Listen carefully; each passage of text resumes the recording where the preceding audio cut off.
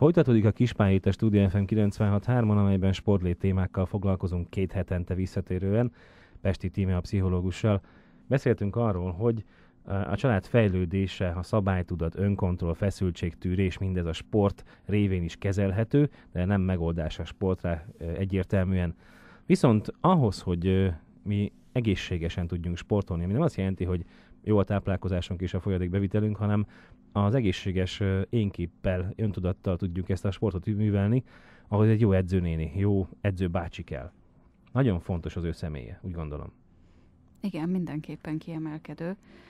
Minden tekintetben tekintélyszemély lehet, és ha csak arra gondolunk, hogy ideális esetben a sportolással a gyerekek már a kisiskola alsó osztályaiban elkezdenek ismerkedni, tehát gyakorlatilag 7 éves kortól, akkor azt lehet mondani, hogy kiemelten fontos az edzők szerepe. Hogy miért van ez így? Leginkább azért, mert a gyerekek tekintélyszemélynek ekkor még a felnőtteket kezelik, de már nem annyira az anyukát meg az apukát, mint inkább a tanítónéni, tanítóbácsit, és ebbe a körbe bizony az edzőnéni és az edzőbácsi is beletartozik. Milyen a jó edző? Fölteszik a kérdést a szülők is, gondolom, nem csak én birkózom ezzel a kérdéssel. Mi a jó ismérvei egy jó edzőnek? Most persze nem sportszakmai szempontból kérdezem ezt, mert ezt mindenki maga dönti el, hogy jól tud-e rúgni a gyerek, hogyha az edzőbácsival csinálja, vagy pedig maga csinálja. Itt lelki dolgok gondolom a fontosak. Igen.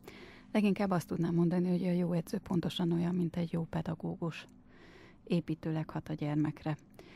Minden tekintetben építőleg hat a gyermekre. Ez nem azt jelenti, hogy kritikátlan, és nem is azt jelenti, hogy negatív visszajelzéseket nem ad neki, nem mondja meg, hogy mi az, amit elrontott, vagy mi az, amiben javítani kell, hanem mindenek felett és mindenek elé helyezi a kicsi gyerekkorban még természetesen a játék örömét, a játékosságot.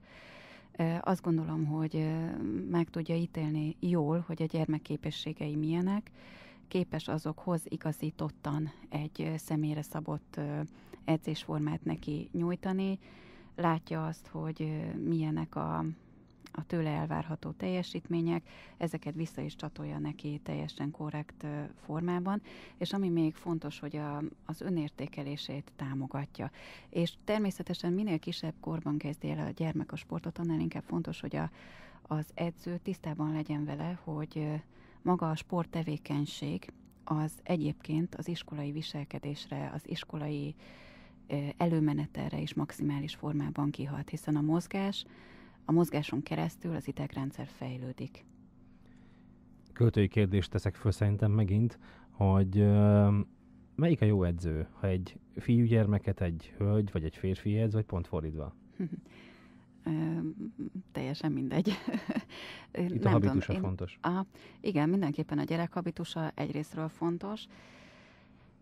Én egy alkalommal szoktam azt mondani, hogy talán nem mindegy az edző neme. Akkor, hogyha esetleg valamelyik családtag akár érzelmileg, akár fizikailag is hiányzik a családból. Nagyon egyszerű, gondolok olyan helyzetekre, amikor egy fiúcskának az életében éppen aktuálisan ott a válás, elváltak a szülők, az apával való kapcsolattartás az nem működik megfelelő formában, hiányzik neki, hiányzik az a fajta férfi minta, amit igazándiból egy családban meg lehetne élni. Ilyenkor talán egy jó férfi edző, de mondhatnám ám azt is, hogy egy jó férfi pedagógus óriási segítségére tud lenni a gyermeknek. Ez nem azt jelenti, hogy nevére veszi, hazaviszi, és ő fekteti le innentől esténként, hanem hogy olyan fajta mintát tud közvetíteni felé gyakorlatilag, mint amit egy apa adott élethelyzetben közvetítene számára.